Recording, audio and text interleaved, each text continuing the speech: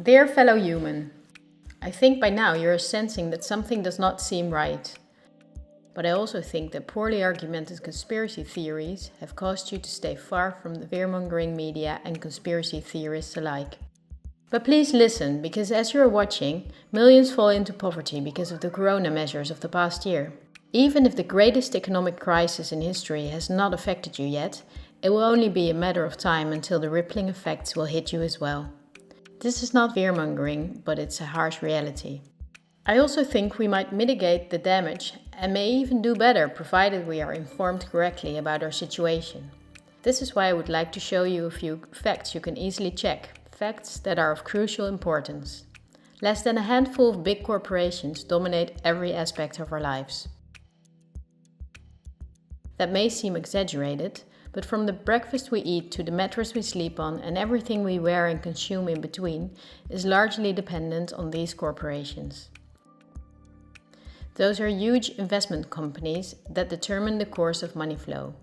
They are the main characters of the play that we are witnessing. I know your time is valuable, so I summarized the most important data. How does it work? Let's take PepsiCo as an example. It is the parent company of many soda companies and snack companies. The so-called competitive brands are from factories from a few corporations who monopolize the entire industry.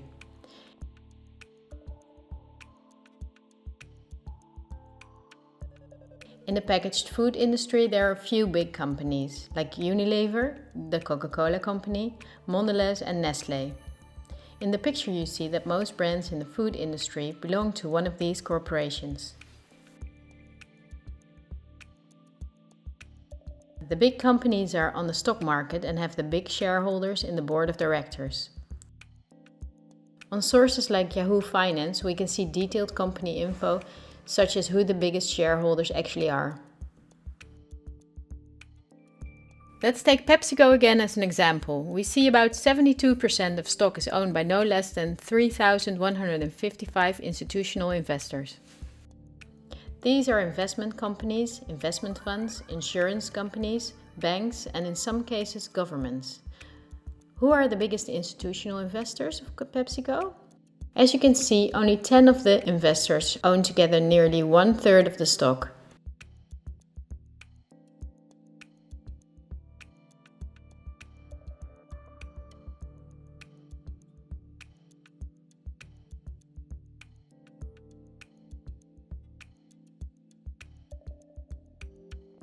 The top 10 of investors together amount to a value of $59 billion. But out of those 10, only 3 own more stock than the other 7. Let's remember them and look up who owns the most stocks of the Coca-Cola company, the biggest competitor of Pepsi.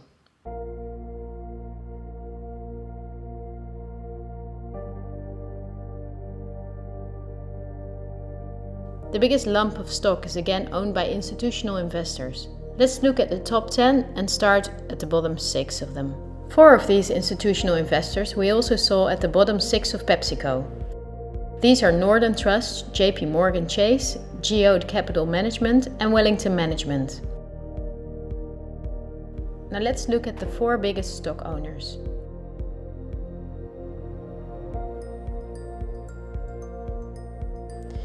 They are BlackRock, Vanguard and State Street. These are the world's biggest investment firms, so PepsiCo and Coca-Cola are not competitors at all. The other big companies that own a myriad of brand names like Unilever, Mondelez and Nestlé are from the same small group of investors. But it's not only in the food industry that their names come up. Let's find out on Wikipedia which are the biggest tech companies.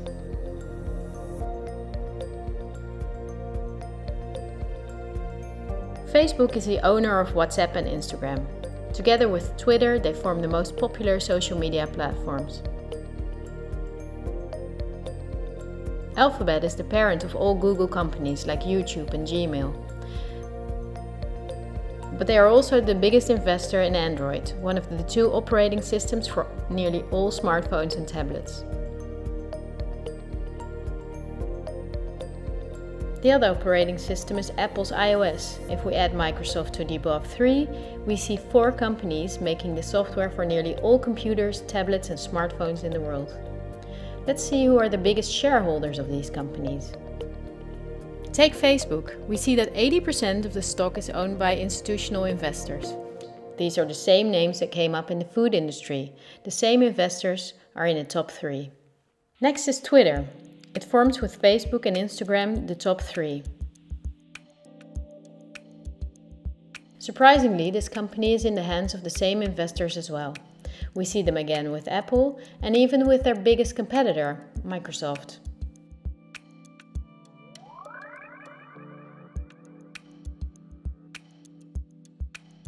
Also, if we look at other big companies in the tech industry that develop and make our computers, TVs, phones and home appliances, we see the same big investors that together own the majority of the stock.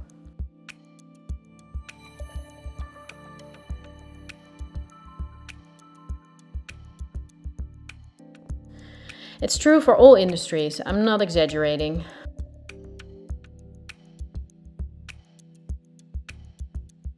One last example. Let's book a holiday. On our computer or smartphone, we search for a flight to a sunny country on Skyscanner or Expedia. Both are from the same small group of investors.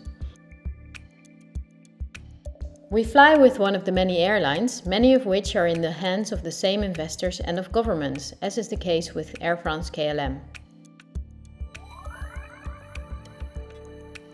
The plane we board is in most cases a Boeing or an Airbus, also owned by the same names. We book through Booking.com or Airbnb, and when we arrive we go out for dinner and place a comment on TripAdvisor. The same big investors show up in every aspect of our trip. And their power is even bigger because of the kerosene is from their oil companies or refineries. The steel from which the plane is made comes from their mining companies. This small group of investment firms and funds and banks are namely also the biggest investors in the industry that dig for raw materials. Wikipedia shows that the biggest mining companies have the same big investors that we see everywhere.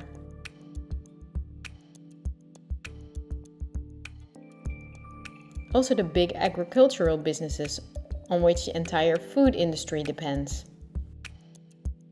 They own Bayer, the parent company of Monsanto, the biggest seed producer in the world.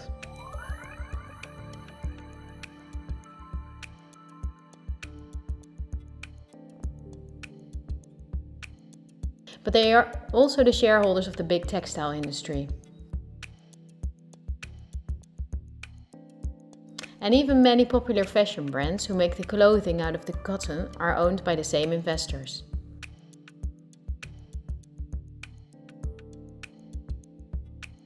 Whether we look at the world's biggest solar panel companies or oil refineries, the stocks are in the hands of the same companies.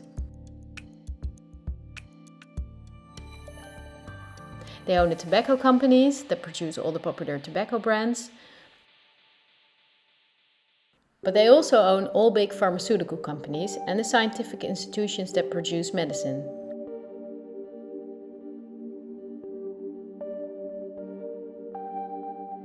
They own the companies that produce our metals and also the entire car, plane and weapon industry, where a great deal of the metals and raw materials are used.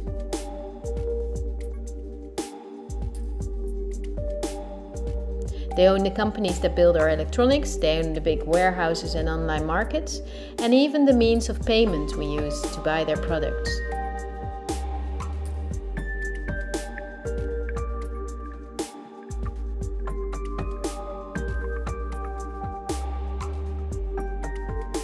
To make this video as short as possible, I only showed you the tip of the iceberg. If you decide to research this with the sources I just showed you, then you will see that most popular insurance companies, banks, construction companies, telephone companies, restaurant chains and cosmetics are owned by the same institutional investors we have just seen.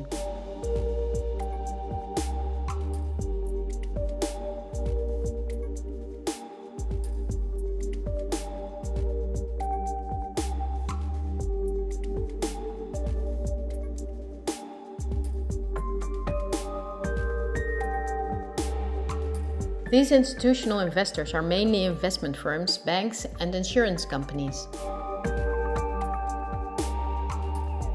In turn, they themselves are owned by shareholders, and the most surprising thing is that they own each other's stocks.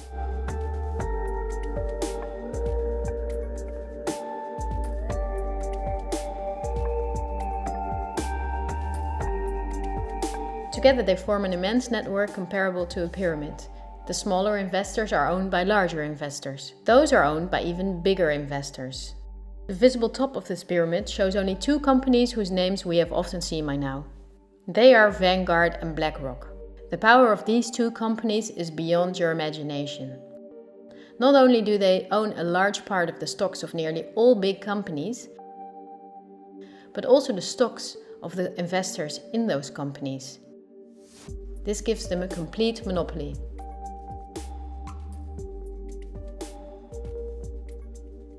A Bloomberg report states that both these companies in the year 2028 together will have investments in the amount of $20 trillion.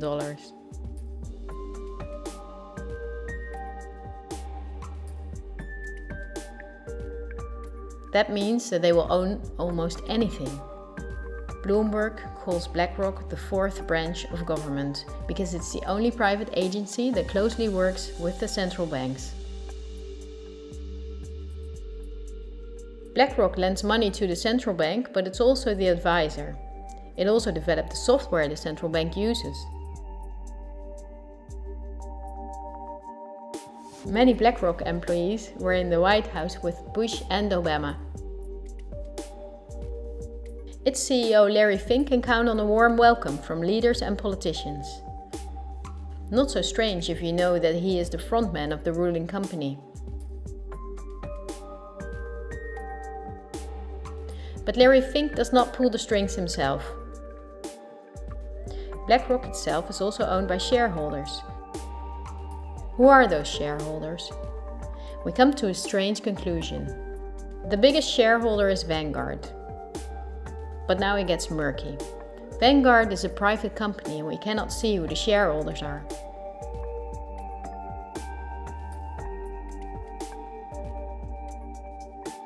The elite who own Vanguard apparently do not like being in the spotlights. But of course they cannot hide from who is willing to dig.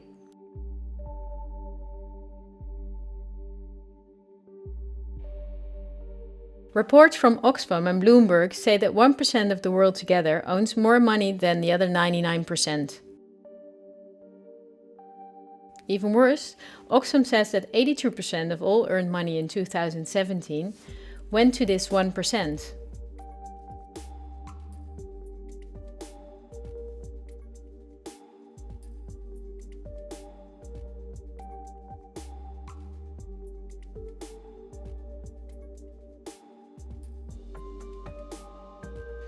Forbes, the most famous business magazine, says that in March 2020 there were 2,095 billionaires in the world.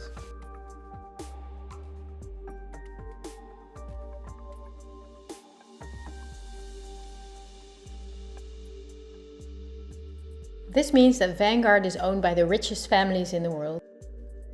If we research their history, we see that they have always been the wealthiest, some of them even before the start of the Industrial Revolution. Because their history is so interesting and extensive, I will make a sequel. For now, I just want to say that these families, of whom many are in royalty, are the founders of our banking system and of every industry in the world.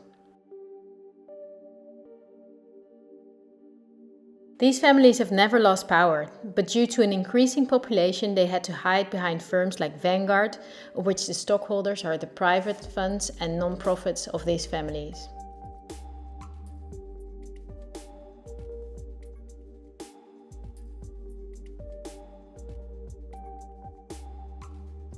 To clarify the picture, I have to explain briefly what non-profits actually are. These appear to be the link between companies, politics and media. This conceals the conflicts of interests a bit.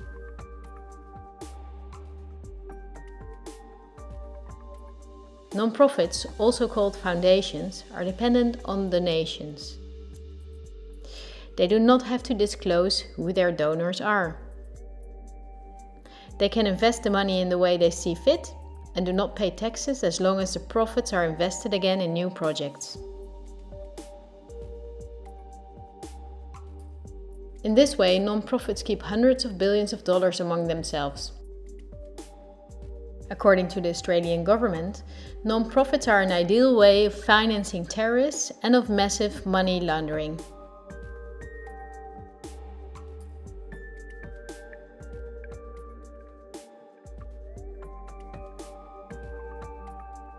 The foundations and funds of the families that are the richest stay in the background as much as possible. For issues that get much attention, the foundation of philanthropists are used that are lower in rank but very rich. I want to keep it short, so I will show you the 3 most important ones that connect all industries in the world. They are the Bill and Melinda Gates Foundation, the Open Society Foundation of the controversial multi-billionaire Soros, and the Clinton Foundation. I will give you a very short introduction to show you their power. According to the website of the World Economic Forum, the Gates Foundation is the biggest sponsor of the WHO. That was after Donald Trump quit USA financial support to the WHO in 2020. So the Gates Foundation is one of the most influential entities in everything that concerns our health. The Gates Foundation works closely with the biggest pharma companies, among which are Pfizer, AstraZeneca, Johnson & Johnson, BioNTech and Bayer. And we have just seen who their biggest shareholders are. Bill Gates was not a poor computer nerd who miraculously became very rich. He's from a philanthropist family that works for the absolute elite.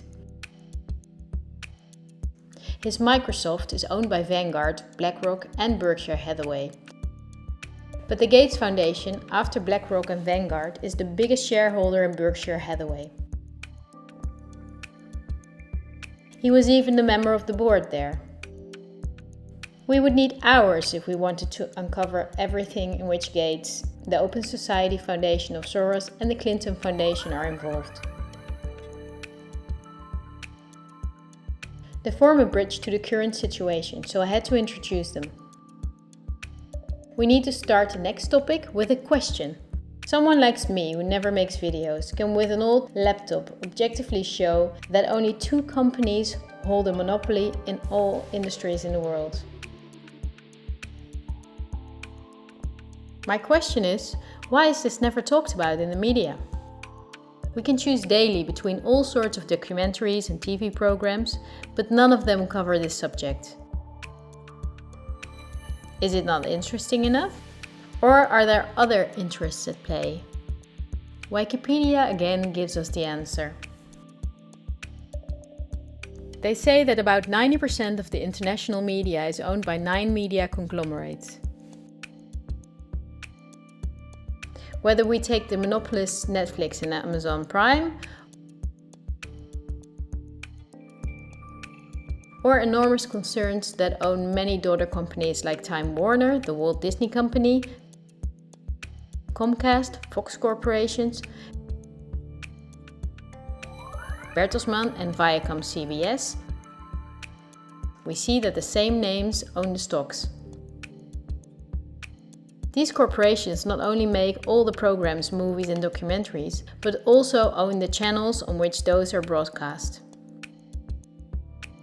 So not only the industries, but also the information is owned by the elite. I will show you briefly how this works in the Netherlands. To start with, all the Dutch mainstream media are owned by 3 companies. The first one is the Persgroep, the parent company of the following brands. Apart from the many newspapers and magazines, they also own Sanoma, the parent company of some of the big commercial Dutch channels.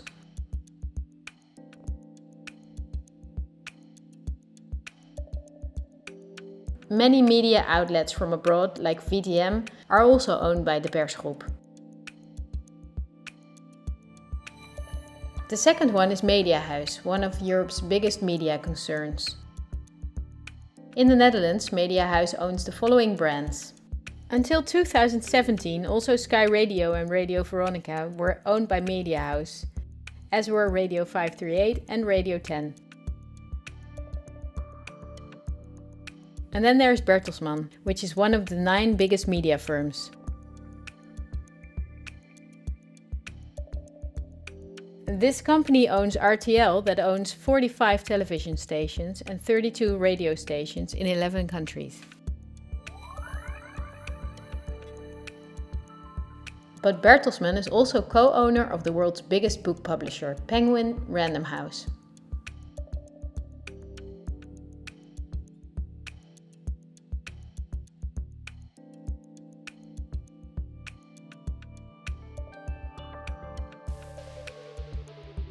The stocks of these companies are owned by private funds of 3 families.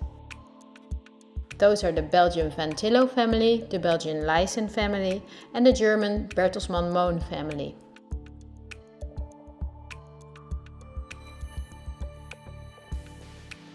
All 3 families sided with the Nazis in the war, according to Wikipedia. For this reason, the Telegraaf, the Leysen newspaper, was temporarily forbidden in the Netherlands after the war. To complete this overview, look at where the news comes from.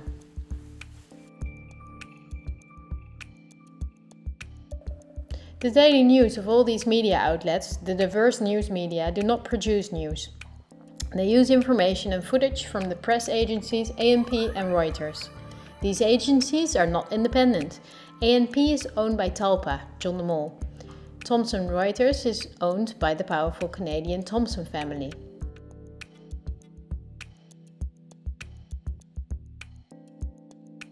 The most important journalists and editors working for these agencies are a member of a journalism agency like the European Journalism Centre.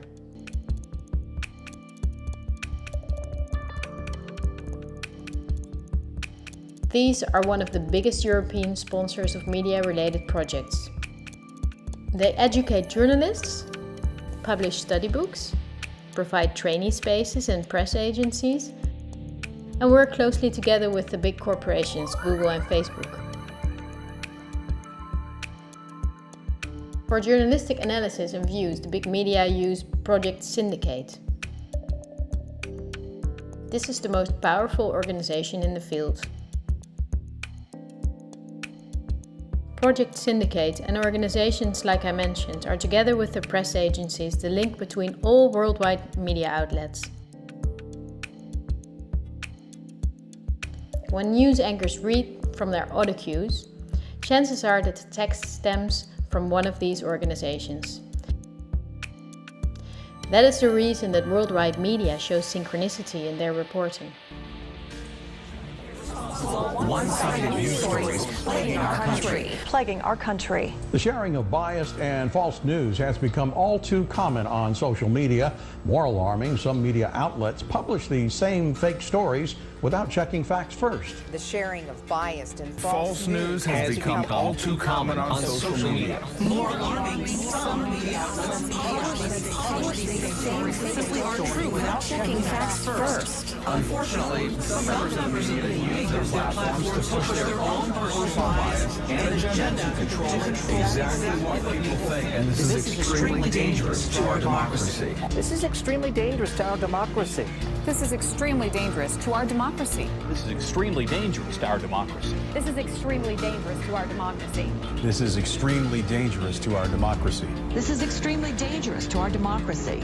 This is extremely dangerous to our democracy. This is extremely dangerous to our democracy. This is extremely dangerous to our democracy. This is extremely dangerous to our democracy. This is extremely dangerous to our democracy. This is extremely dangerous to our democracy. This is extremely dangerous to our democracy. And look at the European Journalism Centre itself. Again, the Gates Foundation and the Open Society Foundation. They are also heavily sponsored by Facebook, Google, the Ministry of Education and Science, and the Ministry of Foreign Affairs. Who sponsors the organization and press agencies that produce our news? With Project Syndicate, we see the BMGF, the Open Society Foundation and the European Journalism Centre.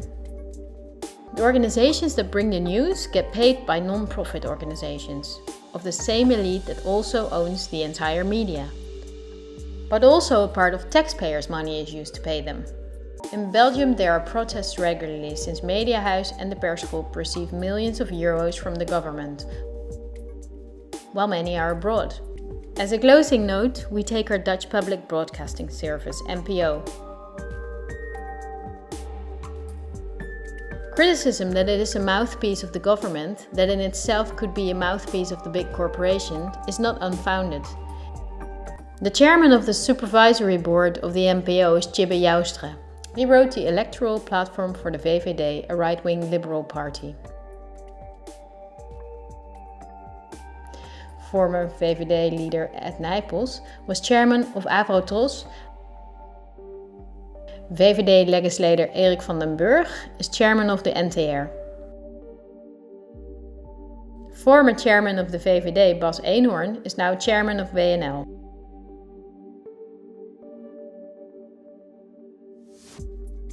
Former PvdA State Secretary Martijn van Dam controls the distribution of benefits to the NPO and sits in the board of the NPO.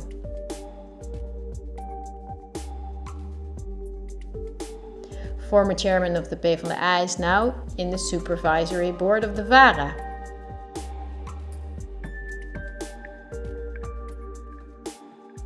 CDA politician Paul Roep is chairman of the supervisory board of KRO NCRV. The partner of D66 minister Ollegren, Irene van Brekel, is editor-in-chief of the news comedy Lubach.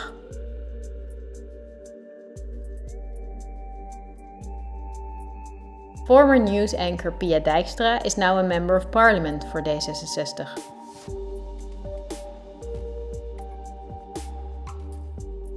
Well, this was a lot to chew on, and I tried to make it as short as I could. I only used examples that I thought were necessary to create a clear overview. This helps to better understand our current situation, that can shed new light on past events.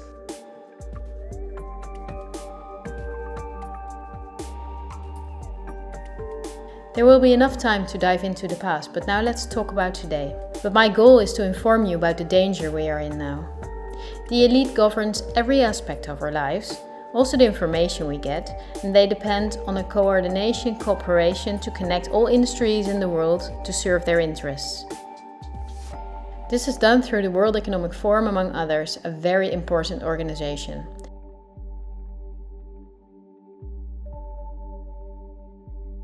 Every year in Davos, the CEOs of big corporations meet national leaders, politicians and other influential parties like UNICEF and Greenpeace. In the supervisory board of the WEF is former President Al Gore, our own Minister Kaag, Fijke Sijbesma, chairman of the Royal Dutch State Mines, and the commissioner of DNB, the Dutch bank. Christine Lagarde, chairwoman of the European Central Bank. Also politician Vert Grapperhaus' son works for the WEF. Wikipedia says that the annual fee for members is €X.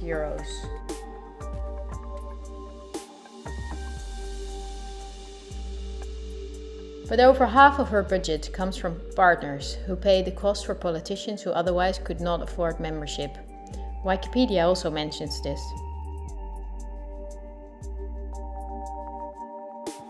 According to critics, the WEF is for rich businesses to do business with other businesses or with politicians. For most members, the WEF would support personal gain instead of being a means to solve the world's problems. Why would there be many world problems if the industry leaders, bankers and politicians from 1971 onwards have gathered every year to solve the world's problems? Isn't it illogical that after 50 years of meetings between environmentalists and the CEOs of the most polluting companies, nature is gradually doing worse, not better? That those critics are right is clear when we look at the main partners that together make up more than half of the budget of the WEF.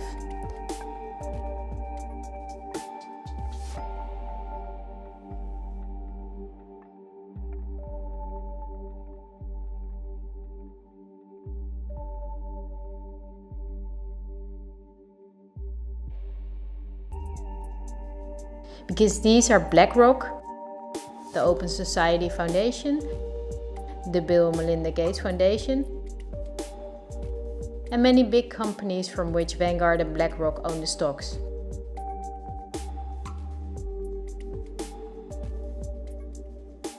Chairman and founder of the WEF is Klaus Schwab, a Swiss professor and businessman. In his book The Great Reset, he writes about the plans of his organization.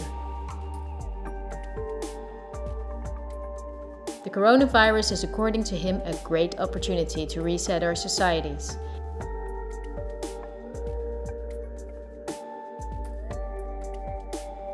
He calls it Building Back Better. The slogan is now on the lips of all globalist politicians in the world. Historical moment, a crucial moment to rebuild the future, to reset our policies. We also want to work together on building back better. I call it Build Back Better. But the COVID-19 pandemic can also be a moment for resolving long-standing conflicts and addressing structural weaknesses. It's certainly a major crisis, but it also offers us a unique opportunity. 4 sets of priorities can guide the response to build back better. To build back a better world. But also to build back better. This pandemic has provided an opportunity for a reset. And achieve the Sustainable Development Goals. Our old society must switch to a new one, says Schwab. The people own nothing but work for the state to have their primary needs met.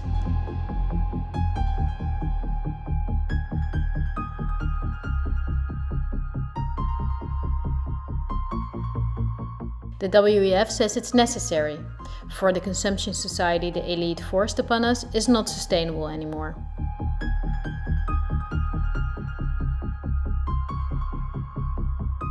Schwab says in his book that we will never return to the old normal. And the WEF published a video recently to make clear that by 2030 we will own nothing, but we will be happy.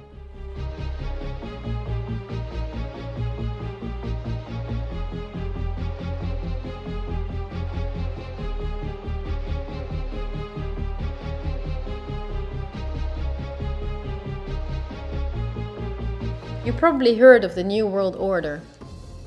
The media wants us to believe that this is a conspiracy theory, yet it has been talked about by leaders for decades.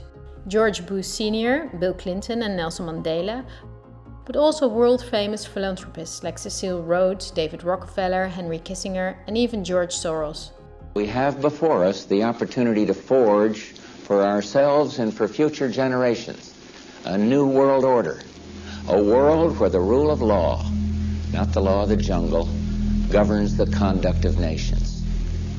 When we are successful, and we will be, we have a real chance at this new world order, an order in which a credible United Nations can use its peacekeeping role to fulfill the promise and vision of the UN's founders. After 1989, President Bush said, and it's a phrase that I often use myself, that we needed a new world order. The affirmative task we have now is to actually create a new world order.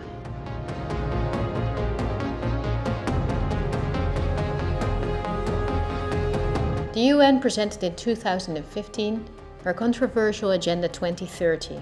It is almost identical to the Great Reset of Klaus Schwab. The UN wants to make sure, as does Schwab, that in 2030 poverty, hunger, pollution and disease no longer plague the earth. Sounds nice, but wait till you read the small print. The plan is that Agenda 2030 will be paid by us, the citizens. Just like they ask of us now to give away our rights for public health, they will ask us to give away our wealth to battle poverty. These are no conspiracy theories, it is on their official website. It comes down to this.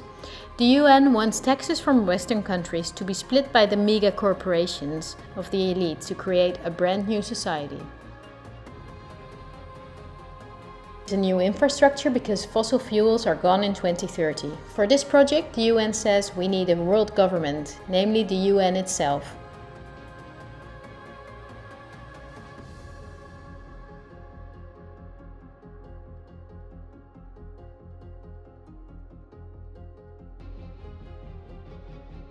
The UN agrees with Schwab that a pandemic is a golden chance to accelerate the implementation of Agenda 2030. It is worrisome that the WEF and the UN openly admit that pandemics and other catastrophes can be used to reshape society. We must not think lightly about this and do thorough research.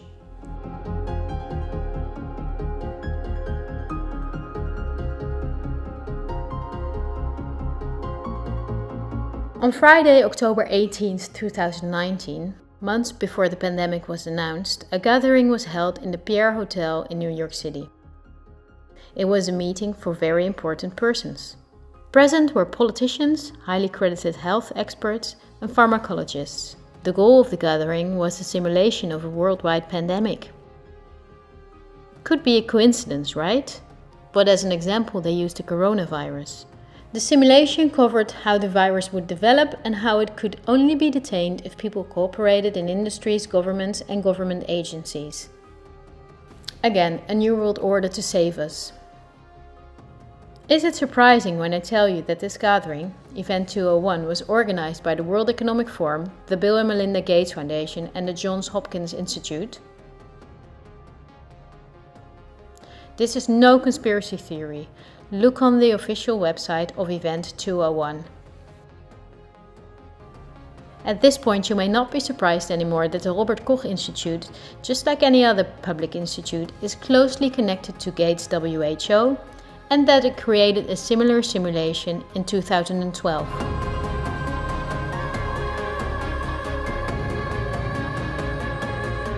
Just like in Event 201, they took a coronavirus as an example. In this simulation, the starting point was a food market in Southeast Asia. A coronavirus would jump from an animal to a human. In the simulation, it takes some weeks for the Chinese to discover the virus. In this way, it can spread all over the world. A simulation is made of the next 3 years of lockdowns, destroyed economies, and the impacts on society, riots and protests included. I won't go into the details, look it up on the website of the German government. Lastly, I would like to show you part of a talk of virologist Mark van Ranst, which he held on January 22nd, 2019 in Chatham House. The Chatham House organization is financed by the elites corporations and also by the Gates Foundation. This is an important non-profit in London where important figures gather to talk about the world's problems. The Chatham House Prize was given to Hillary Clinton, Melinda Gates and John Kerry. During the talk, our own Ab Oosterhuis is in the front row. Van Ranst explains how he misled the people during the swine flu. He triggered fear by death numbers without context and media manipulation. He laughs as he tells how he made sure that the vaccines of the pharmaceutical companies he was working for then were accepted by many fearful people. To tell you about my experiences being the crisis manager, the flu commissioner for Belgium and highlighting the communication aspects there. And then you have one opportunity to do it right. I mean, day one is so important.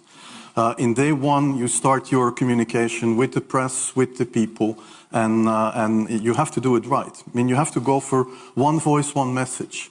In Belgium, they chose to appoint a non-politician to do that. I mean, I have no party affiliations, and that makes things a little bit, at that time at least, a little bit easier, because you're not attacked politically, majority, minority. That doesn't come into play, and that was a huge advantage. The second advantage is that you can play in Brussels the complete naive guy and get a lot more done than you would otherwise be able to do. You have to be omnipresent that first day or the first days, so that you attract the media attention. You make an agreement with them that you will tell them all, and if they call, you will pick up the phone. When you do that, then you can profit from these early days to get complete carpet coverage of the field, and they're not going to search for alternative voices there. And if you do that, that makes things a lot easier. And then you have to say, okay, well, we will have H1N1 deaths. Of course, that would be unavoidable. I used there Sir Donaldson's quote, where he said that in the UK, by the peak of the epidemic, 40 people would die per day at the end of the summer. So 62 at that time million people in UK, 40 deaths a day. I worked it out for Belgium. That would be 7 deaths a day at the peak of the epidemic. I used that in the media. 7 Belgian flu deaths per day at the peak of the epidemic would be realistic. That is true in every year, even interpandemically. That is very, very conservative. However, talking about fatalities is important because when you say that, people say, wow, what do you mean? People die because of influenza? And that was a necessary step to take. And then, of course, a couple of days later, you had the first H1N1 death in the country, and the scene was set and it was already talked about. And then you had to pick who is going to be vaccinated first. And then, well, women and children first, whatever. I mean, risk groups, they were important. And then I misused the fact that the top football soccer clubs in Belgium inappropriately and against all agreements vaccinated they made their soccer players priority people. So I said I can use that because if the population really believes that this vaccine is so desirable that even the soccer players would be dishonest to get their vaccine, I said, okay, I can play with that. So I made a big fuss about this. This is Van Ranst is raving mad, but it worked. We could talk for hours about the virus of which the survival rate is 99.98% and about the incomprehensible rules that destroy our society.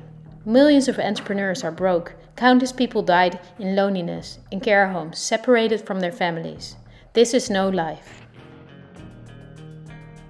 But we know enough facts now that place the corona rules in a much clearer perspective. The perspective of the elite.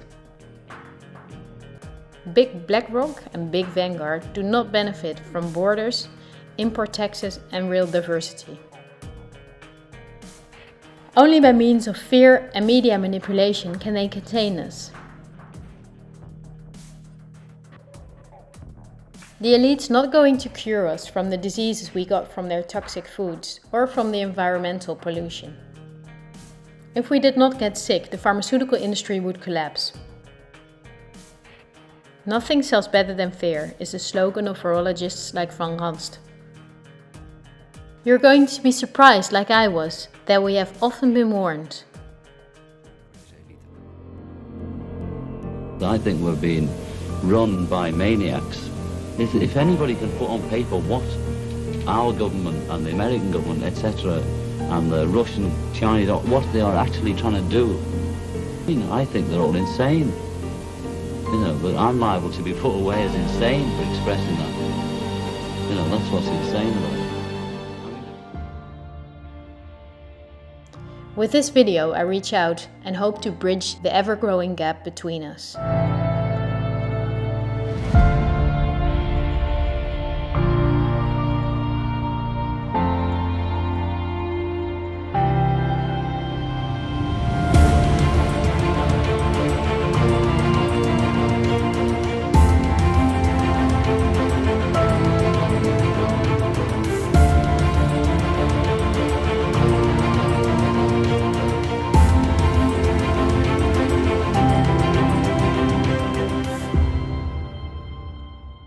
Thank you for listening. I hope in a free future we will remember this time as a unique moment in human history. It will be a tough journey, but we will travel together. We will help each other when we fall, and we will not be fearful. We are the 99%.